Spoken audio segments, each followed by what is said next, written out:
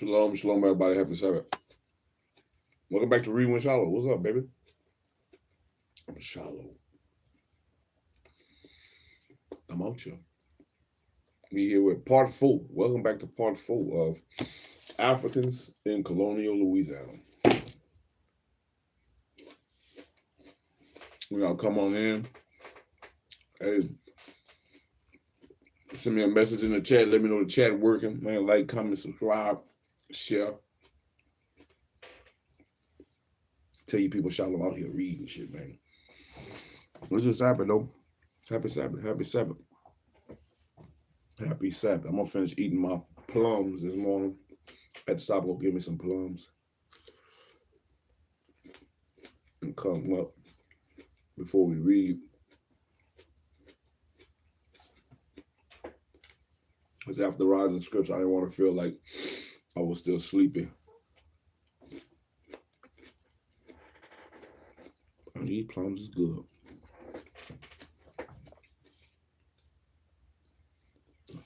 Juice glistening off of that.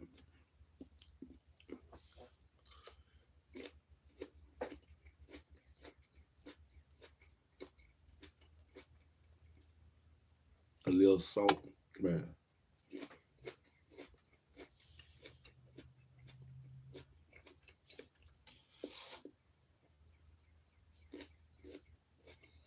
We got 4 more left.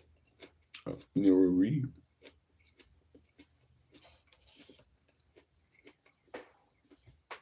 I hope everybody's doing good on this Sabbath morning.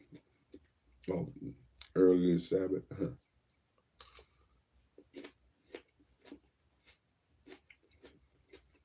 I like a good plum. I'm gonna try to keep the seeds I can grow. I'm gonna see if I can grow them from seeds. Grow me a couple of plum trees.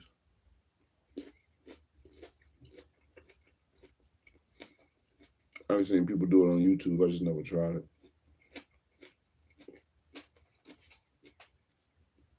I've been keeping my nectarine seeds too. Once the peaches start coming out, I'm gonna keep my peach seeds. I'm gonna see if I can have quite a few fruit trees in my yard. I would love to have that.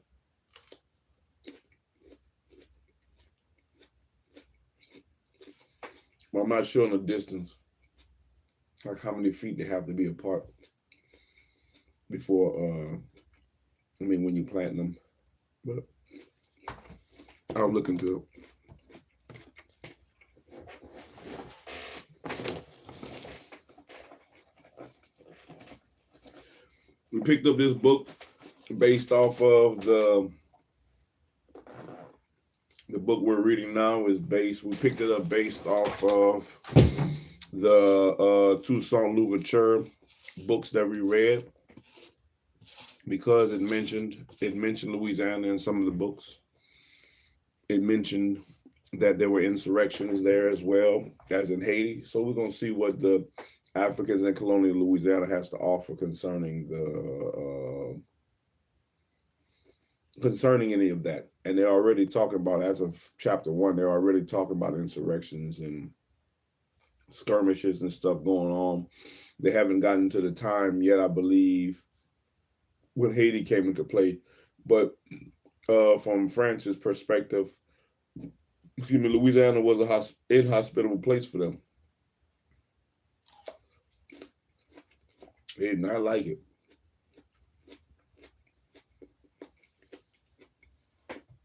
And the only people that was actually doing something was the trappers, the Indians that lived there, because they knew how to deal with the land and stuff like that. And the fur traders and trappers that came from Canada, they kind of could deal with it as well. But the people who came from France, the people that deported from France to there, the murderers, the prostitutes, and just what they considered the degenerate people, they couldn't live there. It was people dying left and right. The children was dying, the women and men dying, old, young, it don't matter. Everybody was dying. Get that.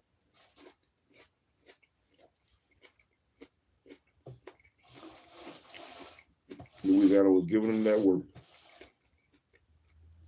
It's the last plum, man. And we'll go ahead and read.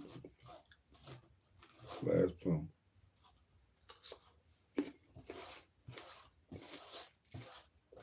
plum juice.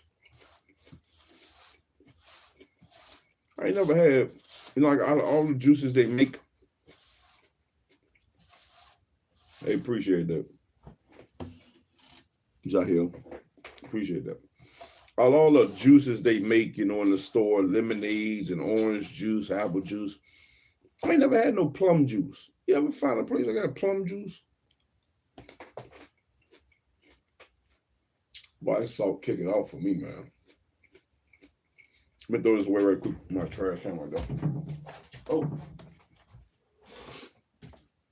Oh, that plum juice is good. Salted plum juice, but it was good. Good salted plum juice. All right, now I can read. Hey, appreciate it, man. Appreciate it, everybody. 24 and Brooke. All right. Now, normally we work out, but it's a Sabbath. It is a Sabbath, so I'm not going to work out today. No working out today. But, so we'll just get into it. And because I didn't read last night like I was supposed to read last night, we'll just go ahead and get into the book. We'll go ahead and get into chapter 2. After this, though, I might as well give me 2 more plums. Man, that shit was good. I should have kept that plate. So Africans in Colonial Louisiana. We got to the part before we left off, or before we got to chapter 2, where they were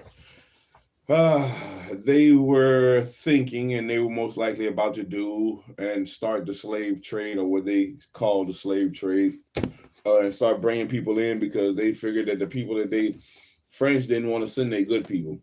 French did not want to send their good people over from France because of all the people that was dying. They wanted people to go, but people really didn't want to go to Louisiana, man. That's why they had to deport them. And Louisiana was considered to be like a prison place at the time, where you go serve, you do certain things up in France, and you go and serve your time for the most part in Louisiana, and you couldn't come back for like 20 years. Couldn't come back to France for 20 years. Stay your ass down there in the bottom, in the boot.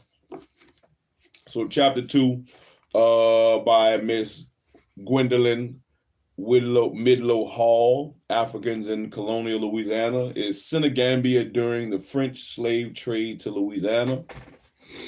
So we're going to go ahead and learn a little bit. We're going to go ahead and read a little bit. We're going to read for about an hour. We're going to see how far we get in about an hour of this. And then I'll come back later on today and we'll read the Sabbath reading. That'll be later on today, probably about 2 o'clock or so. 2 o'clock. So Senegambia during the French slave trade. Now, 2/3 of the slaves brought to Louisiana by the French slave trade came from Senegambia. While Senegambia means geographically and the region between the Senegal and the Gambia rivers, it is much more than a geographical area. Now, according to Philip D. Curtin, it is a region of homogeneous culture and a common style of history.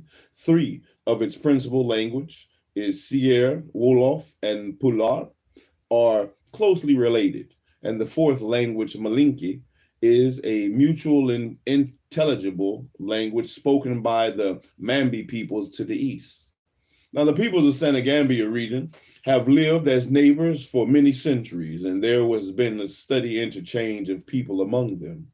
And the great medieval empires of Ghana, Mali, and Songhai were founded in the Senegambian region.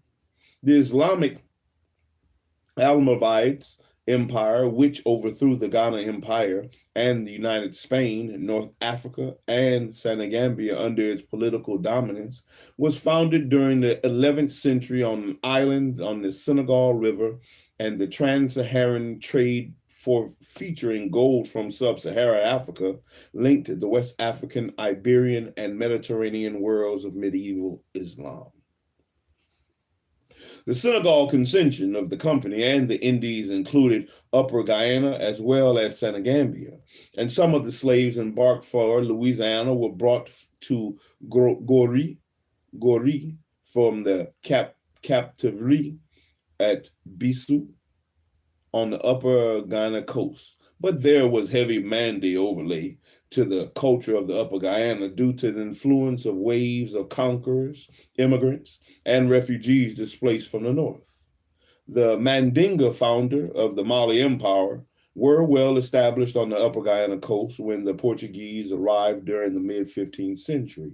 And all Upper Guyana had long exhibited lamena of Mandi civilization.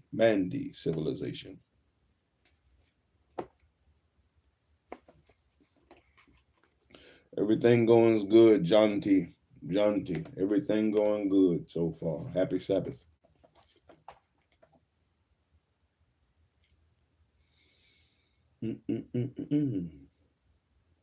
For centuries, Mandi descendants of the Mali Empire had drifted down from the western Sudan to Upper Guyana, and one of the most significant of these population movements was the series of main invasions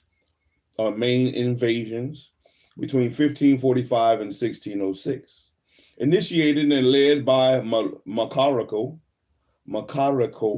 a noble woman from Mandamansi, who was forced out because she had offended the emperor, and her friends, relatives, and dependents were transformed into a conquering army that overthrown vast territories and many nations of Upper Guyana. The entire Senegal concession of the Company of the Indies was significantly homogeneous cultural, significantly homogeneous culture area. Walter Rodney wrote that knowledge of the proportions of the particular African nations in different regions in the Americas at least opens the way for the inquiry into the dynamics of the New World slave culture and the way in which African elements were incorporated.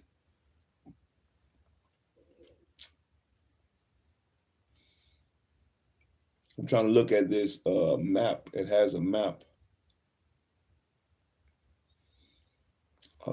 Sierra Leone, the Atlantic Ocean. I'll let you see it.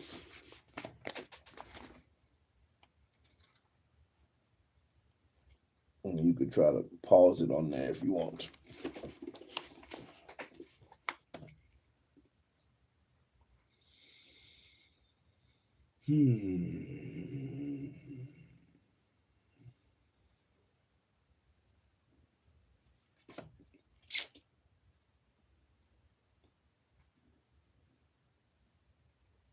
Man. Of the New World slave culture and the way that in which African elements were incorporated. But added that the cultural impact of these African nations was partially a reflection of the conditions in Africa and was not necessarily determined by the proportions of particular African nations within the slave population.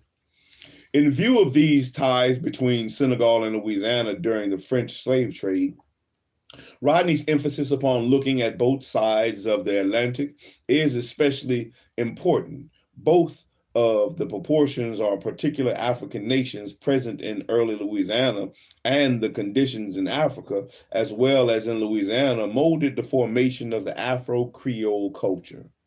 Senegambia had been the main source of the Atlantic slave trade during the mid-16th century, but after 1640, it probably never furnished more than 10% of the trade, while Senegambia became marginal to the growing African slave trade as a whole during the 18th century. Its role in providing slaves for Louisiana was an exception. Now, Senegambia remained an important source of the slaves brought to Louisiana throughout the 18th century. And this aberrant pattern can be explained by the historical and administrative relationship between Senegal and Louisiana.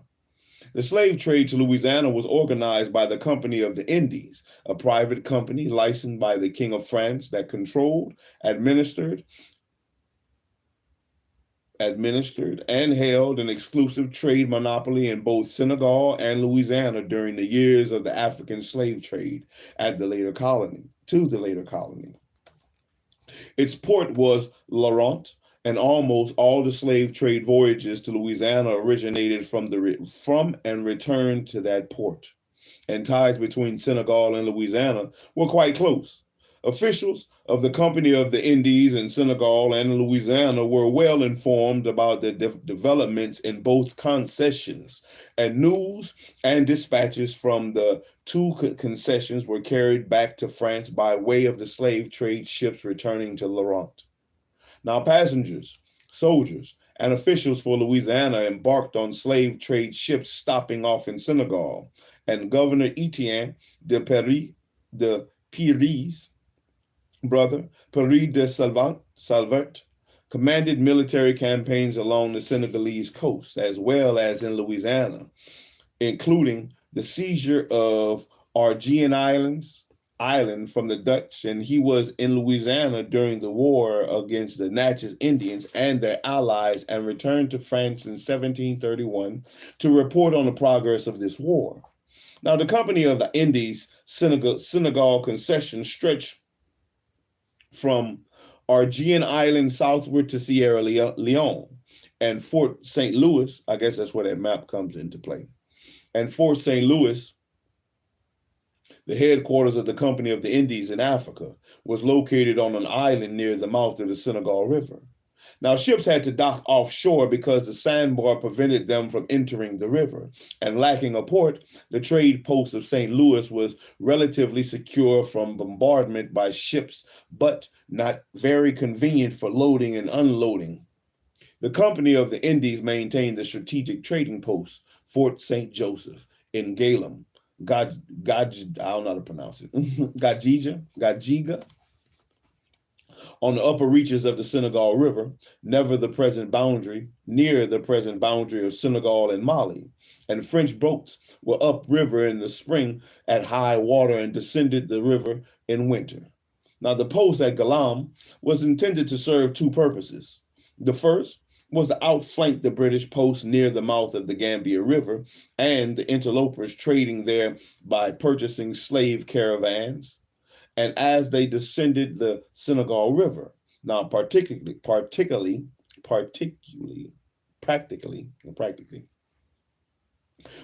all these chemins de Negres, came from the east of Senegambia in Mandinga country and followed the Senegal River and the Falim River, crossing over the Gambia River, and the Company of the Indies hoped to purchase all the slaves as they descended the Senegal, drying up the supply of slaves in the Gambia River, where rival European slave traders and interlopers operated. And Curtin estimates that 2/3 of the slaves shipped from Senegambia during the 18th century came from east of the headwaters of navigation. And among these, about 1/3 came through Galam and 2/3 came through Gambia. Another objective of the post at Galam was to find the fabled gold deposits of Timbuktu, which the Company of the Indies, well, they sound like they're trying to steal some shit. Always trying to steal some shit. Which the Company of the Indies believed to be the richest in the world, and large deposits of gold were reputed to be lying on the ground, only needing to be washed, and gold and slaves were purchased at Galam. Now, the islands of Gori, near the present-day Dakar, was the best port in the Senegal concession, and it was the main warehouse of the slave merchandise, and slaves were brought to Gori from all the trading posts of the Senegal concession to await ships departing for America. A small trading boat, Joyual, was located on the coast south of Gori. After post was, and another post was at Biseu on the upper Ghana coast. The slaves were called captives or captives. And they were not referred to as slaves until they were sold in America, and probably a legislative fiction justifying their enslavement as captives of war. Though many slaves shipped from Senegambia during the 18th century were indeed war captives. And the pens that held the captives until the slave ships came for them were called captiveries, and were located at St. Fort Joseph, at Gollum and Fort St. Louis, and at the trading posts of Bisayu and Goree. Now, when the African slave trade to Louisiana began, the Company of the Indies' control over its Senegal concession was weak and was challenged by African nations as well as by the European rivals. And during the early and mid 1720s, the French and the Dutch fought over the Aegean Islands, and the center of the trade in Arabic gum collected in the forests of Morocco.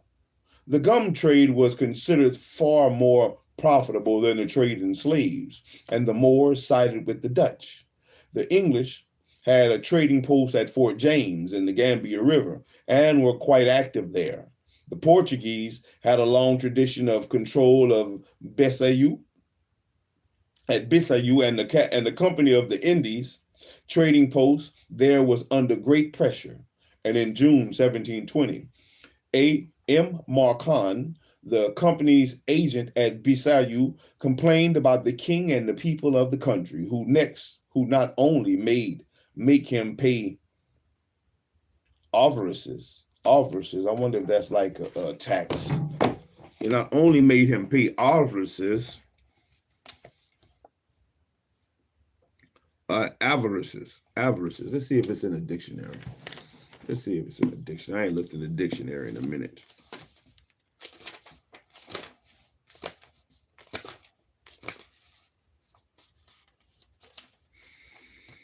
It is agreed for money, avarice. Avarice. Greed for money. They made him pay avarices under the least pretext, but steal from him and abuse him verbally and force him to pay the price according to their whim for what they present him to purchase. And when he does not have the merchandise they ask for, he cannot prevent them from taking twice what is due them and soiling everywhere around the storehouse. They even force him to open his storage chests. And Marcon wrote that he would be spared their insults if he were well supplied with good merchandise with which to satisfy them, and if the trading posts were fortified. He asked to be relieved until the company carried out their suggestions. Now, the Rios Saratigues of the kingdom of Philby or Fowls controlled tariff from the middle reaches of the Senegal River, and their cooperation was purchased at the high price. And for 1721, an impressive assortment of goods valued at 4,285 livres was presented to the king, and the king's wives and the king's marshals in formal ceremonies called Bonjour de Roi and Grand Bonjour. Now, the French presence was well established in Senegambia long before the African slave trade to Louisiana began, and French traders had asserted their rights to the monopoly of trade in Senegambia in 1664. French trading posts had long been established in Goree at St. Louis, at the mouth of the Senegal River, and far up the Senegal River at Galam. And the reason the Company of the Indies concentrated upon Senegal for the slave trade during the 1720s is quite clear. The Senegal concession was the only place on the African coast where it held exclusive trading rights. And elsewhere, the company sold private permits to engage in the slave trade. The English had taken Cabinda, and since the entire coast of Angola was dominated by the English and the Portuguese, the French had little hope of trading in that country, except with great difficulty. And although the Company of the Indies had a trading post in Wayuda, or in Judah. Let me mark that down. They had a trade post in Judah. Although the company of the Indies had a trading post in Judah, Wida, or in Wida, on the Gulf of Benin. It competed there with all the nations of Europe. The Portuguese were taking the upper hand at Judah, and the kings of Ardres, Alda, or Porto Nova were hostile to the Europeans and interrupted trade. And the slave trade at Judah was becoming uncertain and unprofitable. But between 1726 and 1731, almost all the slave trade voyages organized by the Company of the Indies went to Louisiana. And 13 slave ships landed in Louisiana during these years. All but one of them left from Senegambia. And over half of the slaves brought to French Louisiana, 3,250 out of 5,987 arrived from Senegambia during this 5-year period. The last ship arriving in 1743 also came from Senegambia, and it is relevant, therefore, to look at Senegambia for the African roots of Louisiana's Afro-Creole culture.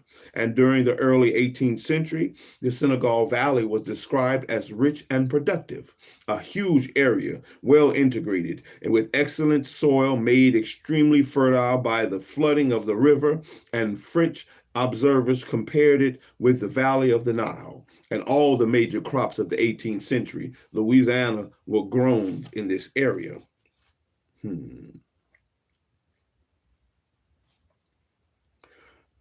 Senegambia, Bita Benin, and Congo, Angola.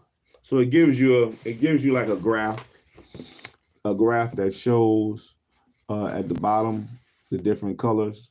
Tell you which is which. The black is definitely Senegambia. The black is Senegambia. This gray right here is Benin, and you can barely see it, but it's like a polka dot one. That one is the Congo. The Congo. And it tells you how many from each came during those years. And it looked like the years of 1728 and 1729 sent the most from Senegambia with 955 and 959. Excuse me. It says figure 2, slaves landed in Louisiana by French slave trade, the numbers and the origins. So, yeah. Now, rice was domesticated independently along the middle Niger, or the middle nigger, about 3,500 years ago, and well before the arrival of Asian rice. Corn was widely cultivated, and according to Pierre Jean-Baptiste Labat, that which one calls meal in Senegal is called maïs in America.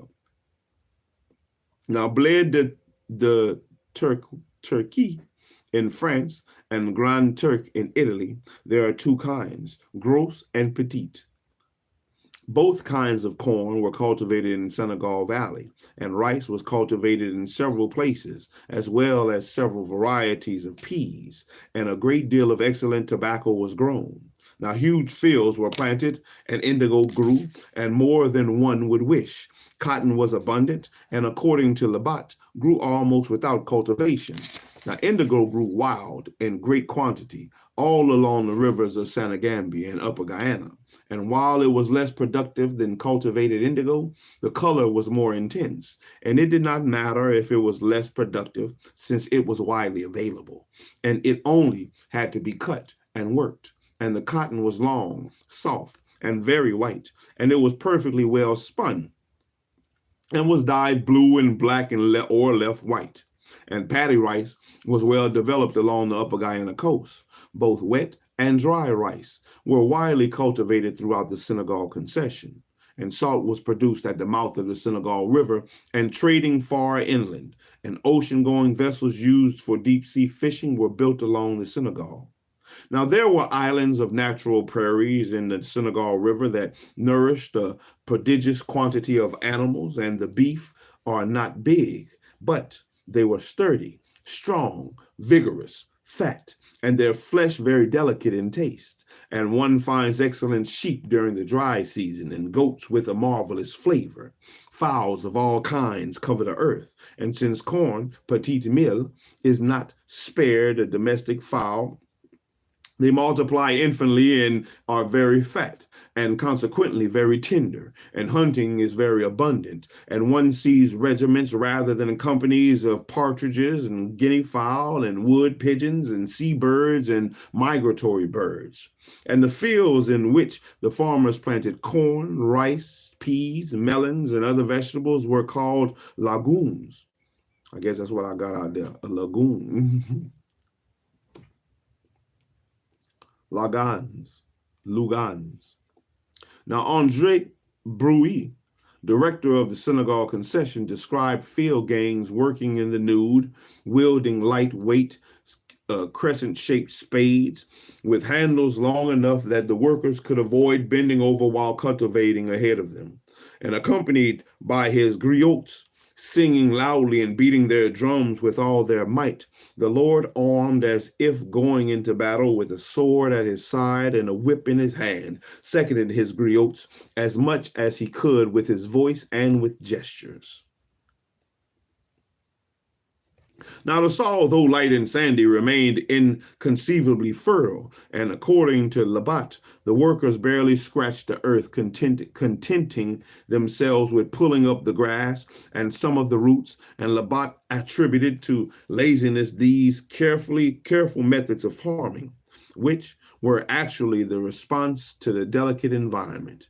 And to see them, nevertheless, one would think that they were performing the hardest labor because they behave like they are possessed, making movements and contortions more or less extreme in accordance to how vehement was the songs of the griots.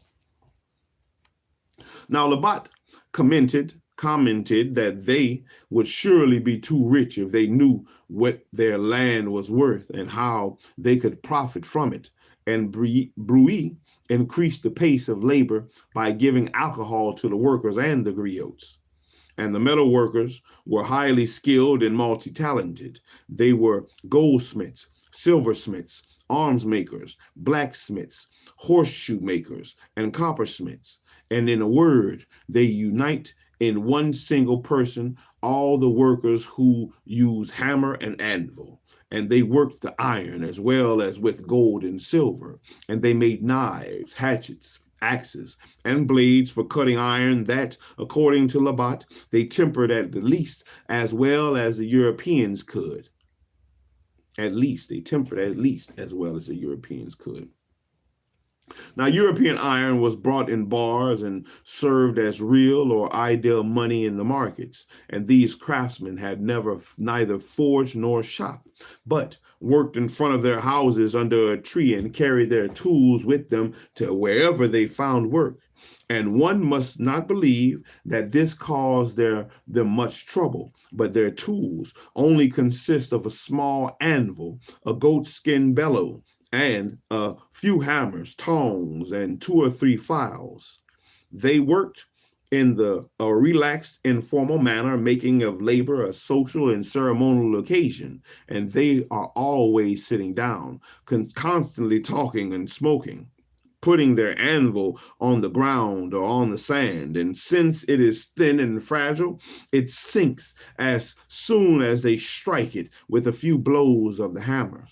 And they spend most of their time raising it and putting it back into place. There are never less than 3 of them working together, and they strike the material gently, as if they were afraid of damaging it, and they never tire of making fairly delicate works of gold or silver. Now, the metal workers were made sword handles and plagues for the decorating ovens. and other several things which demonstrate their intelligence and their dexterity, and they would be perfectly good workers if they were taught and were a little less lazy. And they made very thin jewelry of various shapes called menilies. Now the women decorated their hair and made necklaces and bracelets with it. And according to Labat, laziness prevented their weavers from profiting from the abundance of cotton growing in their lands, the abundance that would have allowed them to produce more cloth than they could consume, to deprive the Europeans of the prodigious sales and considerable profits they made on their fabrics. And they lack neither the intelligence to increase their skills and to make their cloth a convenient length, nor the industry to dye them and give them a variety and a pleasing appearance. That which they did not have at all, and which to all appearances they never will have, as a little emulation. And if we can judge by the disseminated appearance of the Senegal Valley today, emulation of European technology and worldview in much the traditional African reverence for all forms of life was replaced by the European drive to maximize production and conquer nature. Yeah, they was doing good before the Europeans got there. They could just chill, make what they wanted to make, and they can make it just as good as the Europeans without doing all the work and having all the things the Europeans had. All they needed was what they had. Probably gonna read about 2 more pages.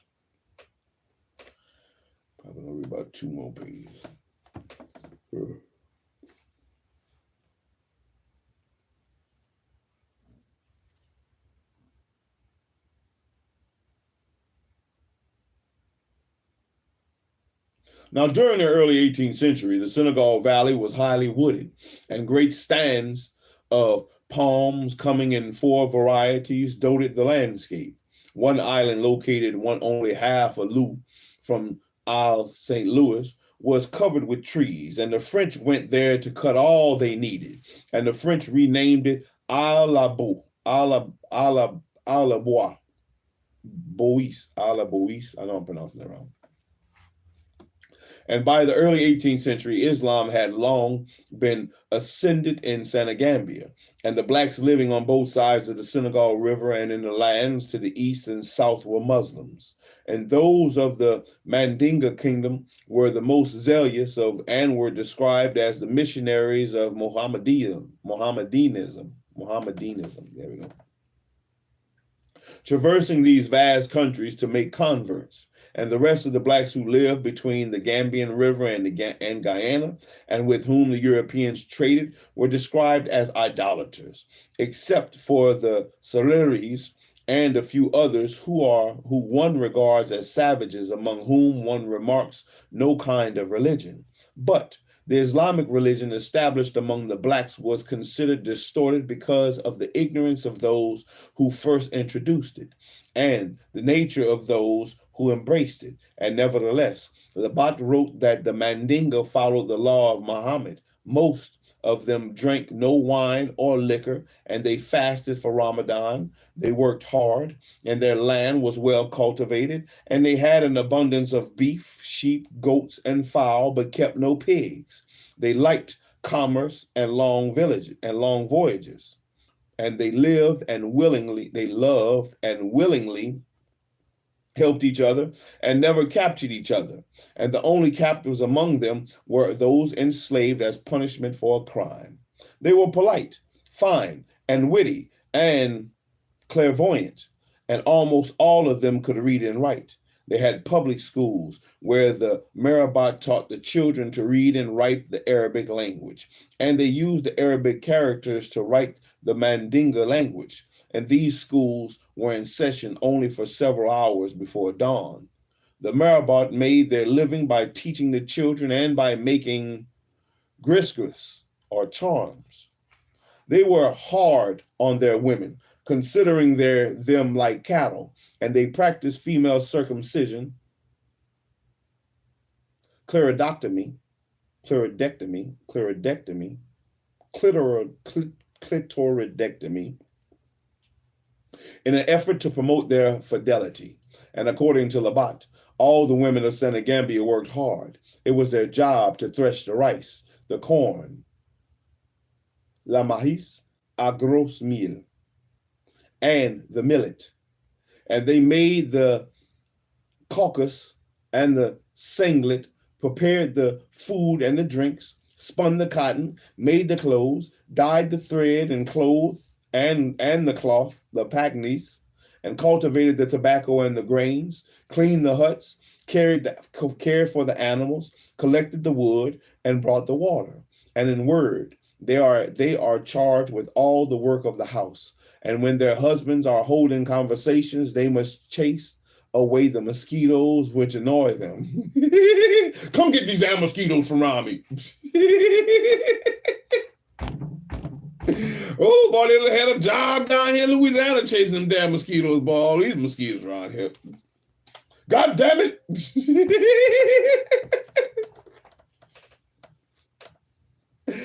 Ooh.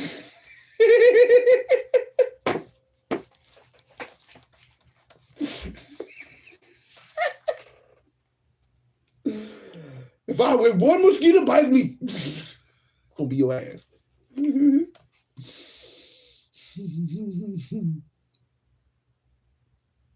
And present their pipes and tobacco to them.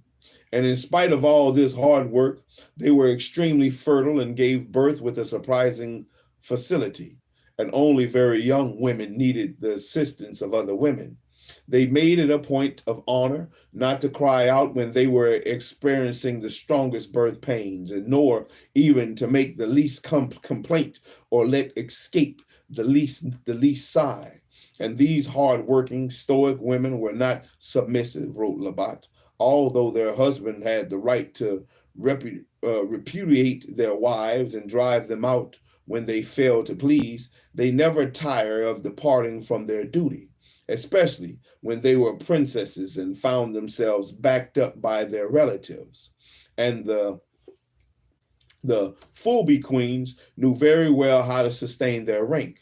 They were too proud to turn their heads, and it was necessary to place in front of them what one wanted them to see. And when their heads itched, they scratched with a large golden needle.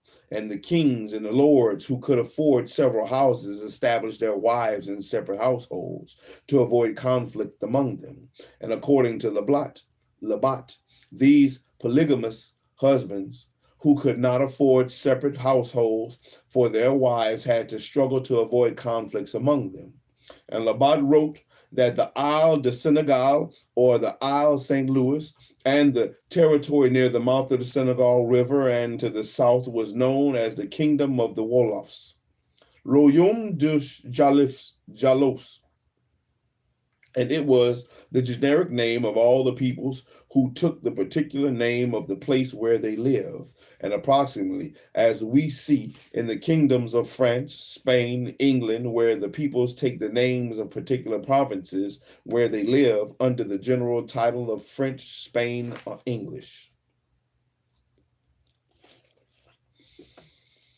Let me mark it, man. I'm gonna mark where I'm gonna stop.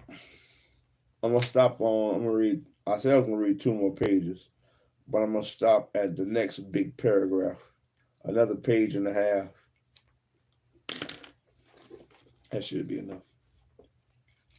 Frenchmen stationed at St. Louis were particularly attracted to the Wolof women because of their dark skin. And according to Labat, the Fulbe women did not have the beautiful, lustrous black skin, the beau noir lustreux of the Wolof women who lived south of the river.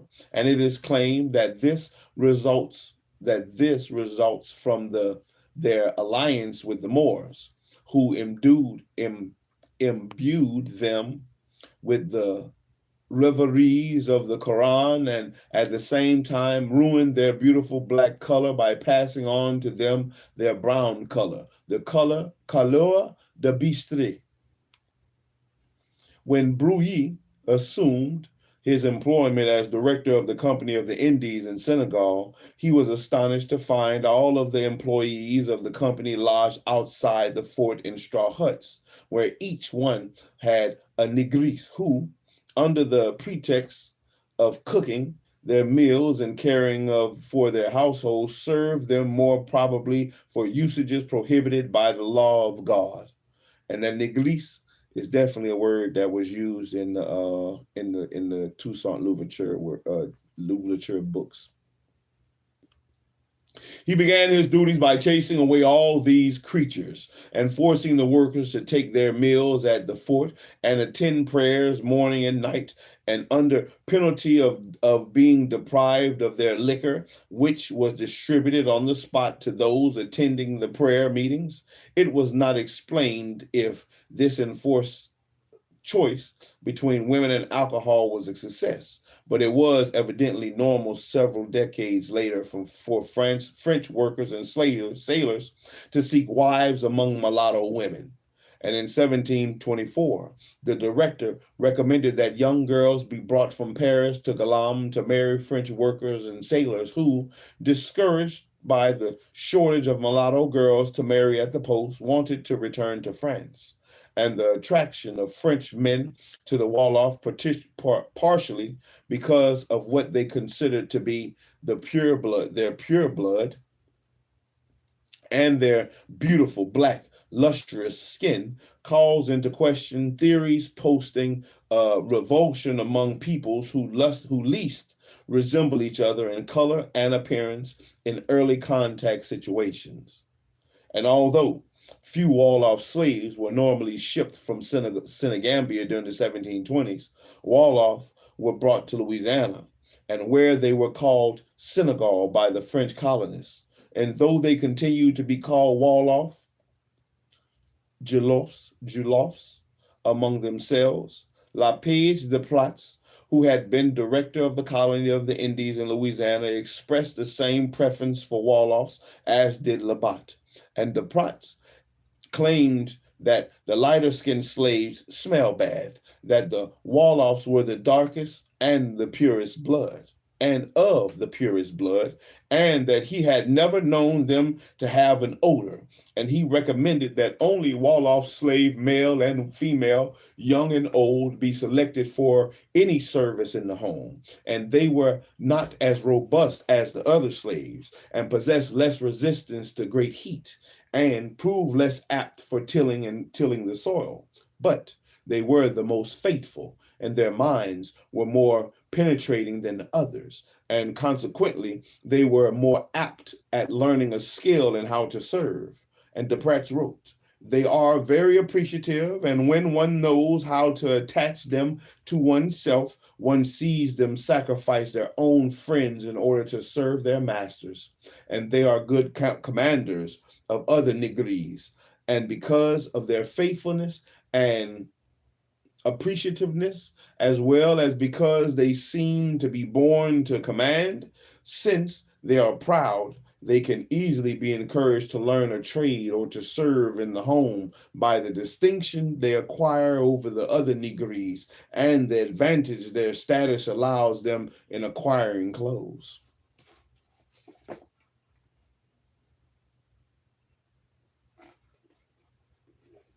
Shalom, shalom.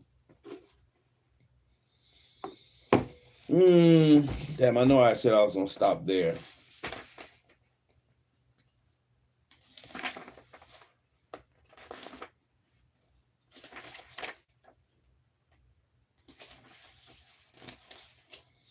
I'll go one more page.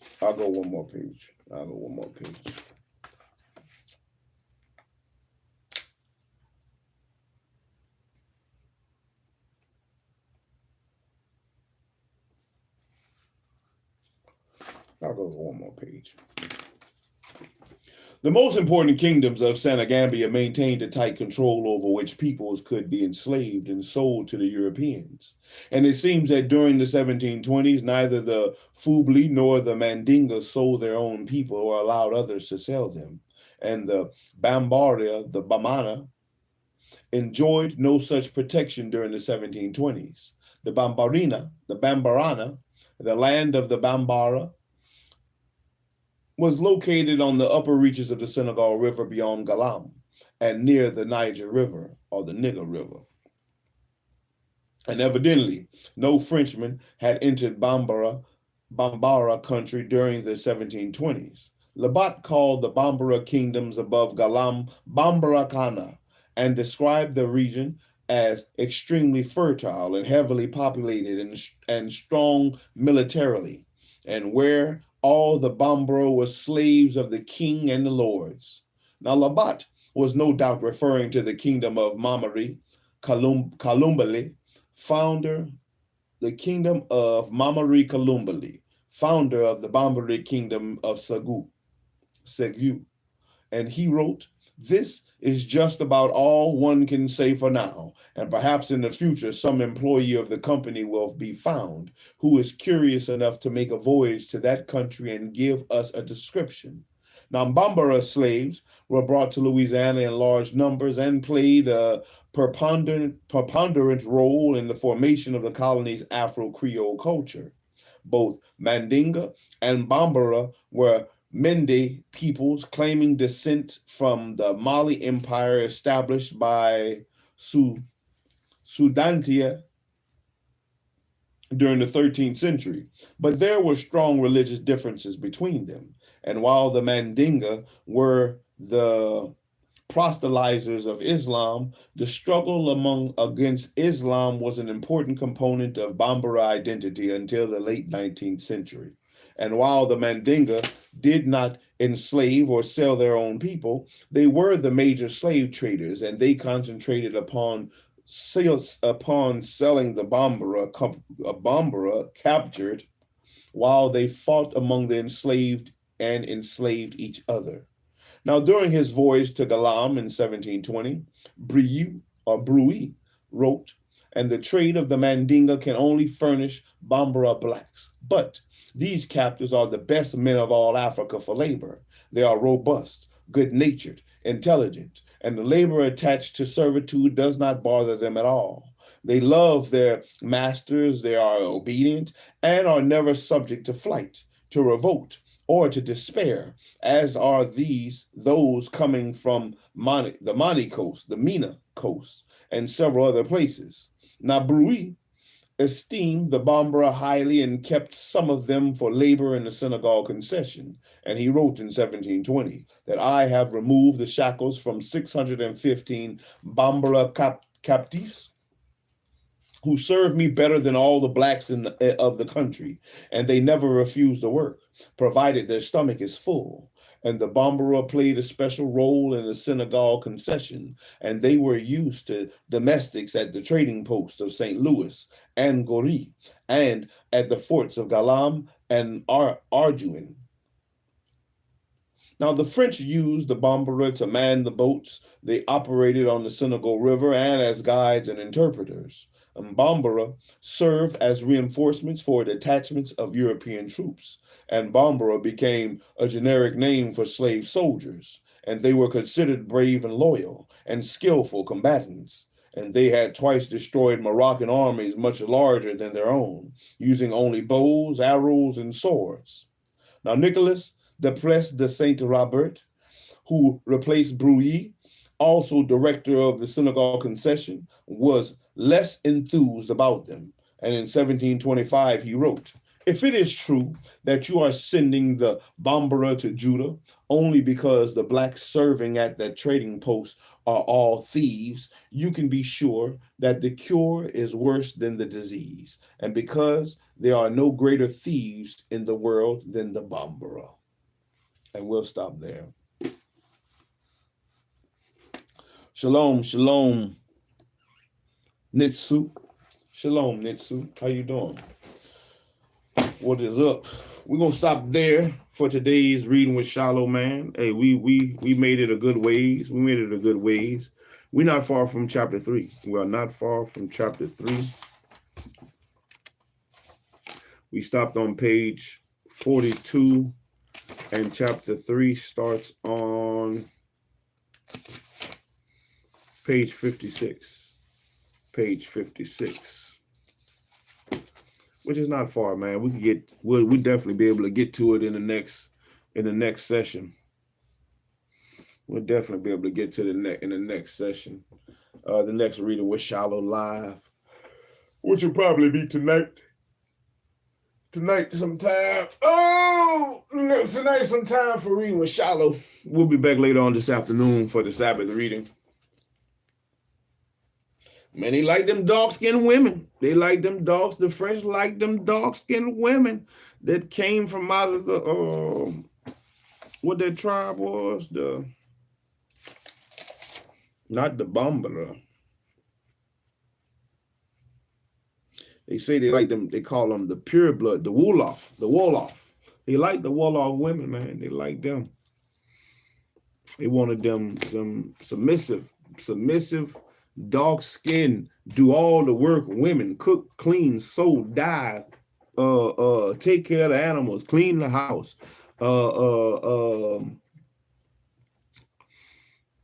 work the land, cultivate it. They wanted them. They like them women.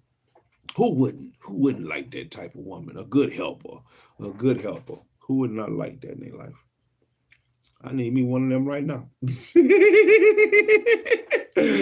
I need me one of them Wolof women right now. So we could be in that garden.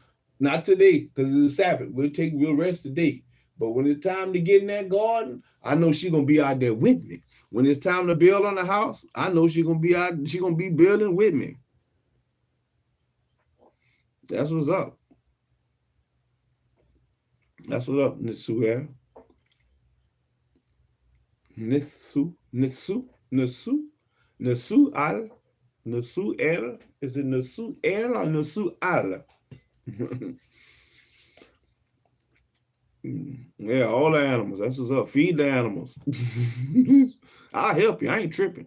I help feed the animals. I ain't tripping. But to have somebody else who is helpful like that, you know, a lot of let's just say a lot of women I've come across these days, they don't like to do things like that. So, you know, so I ain't worried about dying, but hey, make clothes, sew clothes. To find a woman that does those type of things these days, man. What kind of animals you have? Nisu, what kind of animals do you have? All I have is chickens.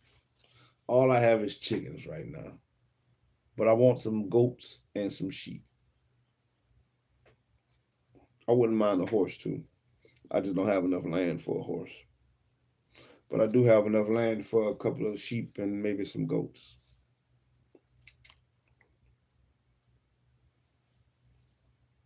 To go along with my chickens. I got enough land, but I'll definitely keep from my them goats will keep your grass down.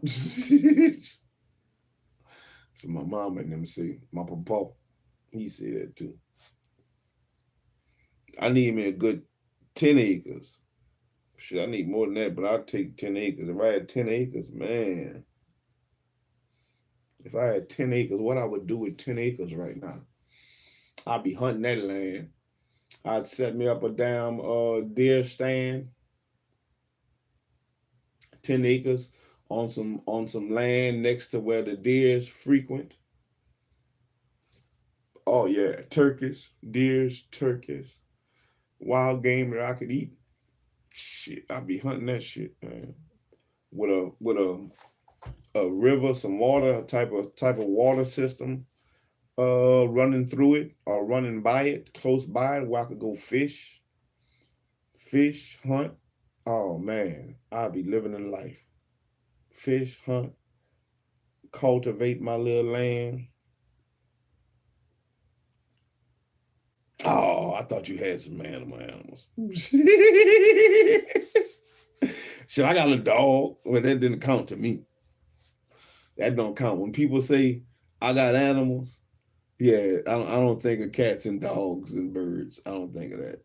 Well, maybe chickens, turkeys, ducks. You know, I would count them as animals. But even though they are animals, but when I think of people and animals, you know, I don't think of that. I think of, you know, cows and camels and sheep and horses and llamas, you know, emus and things of that nature. You know, when I hear animals, I need to go let my chickens out. I've been up in here reading since earlier. I need to go let my chickens out and feed my chickens. I hear them back there hollering. I can hear them out there. And one of these days, I'll go get me a couple of sheep or get me a couple of goats from the stockyard. I have to build me a pen for them though. I have to build me a pen. But other things first. I want to finish getting my garden area together, fence it off, and then I'll then I'll probably build me a little pen and see where I can put the pen so I can go ahead and try to get me a couple of goats or a couple of sheep. We'll see. And then I'm gonna be slaughtering them things. Dinner is served. We'll eat for months. For one goat, one sheep, we'll eat for months. I'll quarter that thing out. Some sheep backstrap.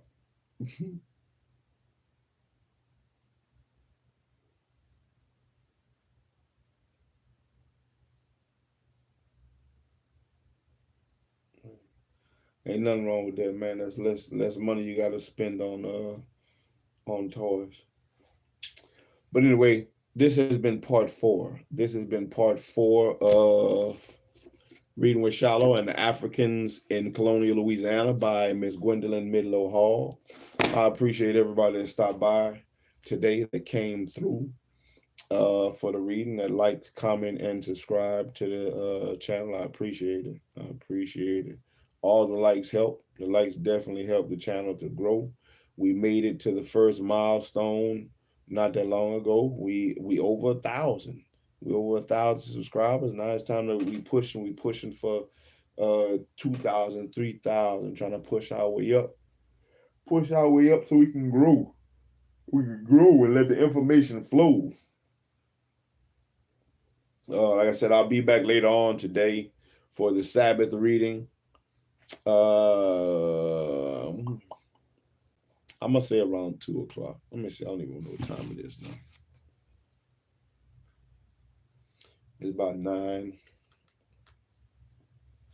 It'll be late on this afternoon. I'll be here late on this afternoon, definitely before dark. Definitely before dark to do the Sabbath reading. And we'll pick up in 2nd Chronicles. 2nd Chronicles chapter 15. We'll pick up there and try to get a couple of chapters, see how far we get in an hour or so. And I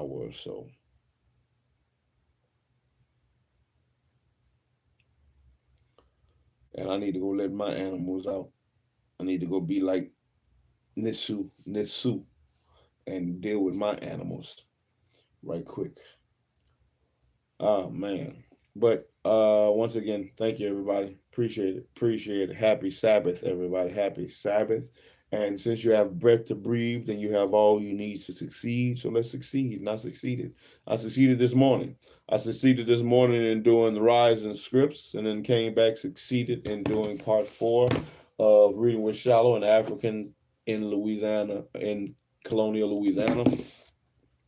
Man, we succeeded. All praises to the Most High God. We succeeded, man. So, man, we're going to keep going. We'll keep pushing another time. Check me out later. And I'll catch y'all on the back one, man. I'm SHILO. I'm out here, baby. SHILO out, man. Happy Sabbath, everybody. Nitsu.